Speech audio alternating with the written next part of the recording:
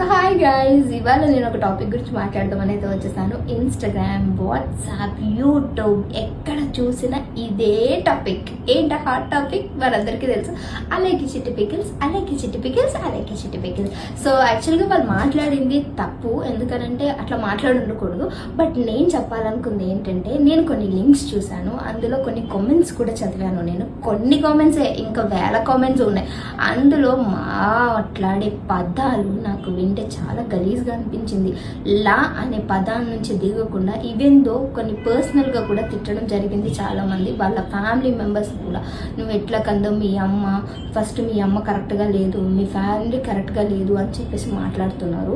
Then వాళ్ళు చేసిన దానికే మనం ఈరోజు బయటకు లాగాం, ఎందుకంటే వాళ్ళు మాట్లాడిన ఆ వల్గర్ లాంగ్వేజ్ వల్ల. దెన్ మరి మీరేమిస్తున్నారు? కింద కామెంట్ అనేది ఒకటి ఫ్రీగా దొరికిందని చెప్పేసి ఏది పడితే అది రాసేయడం కరెక్టా? సో అలాంటప్పుడు నేను అడుగుతున్నాను, అమ్మాయి పద్ధతిగా ఉండాలి, పద్ధతిగా మాట్లాడాలి, పద్ధతిగా ఉండాలి. ఎస్, అమ్మాయి పద్ధతిగా ఉండాలి, పద్ధతిగా మాట్లాడాలి. కానీ అలా అని చెప్పేసి అబ్బాయిలు ఏమన్నా పద్ధతిగా ఉండదు, పద్ధతిగా మాట్లాడదు, మీ ఇష్టం వచ్చిన పదాలు మాట్లాడేసేయండి, మీకు వస్తే ఎక్సెట్రా ఎక్సెక్సెక్స్ మాట్లాడేయచ్చు మీరు అని ఏమన్నా చెప్పారా?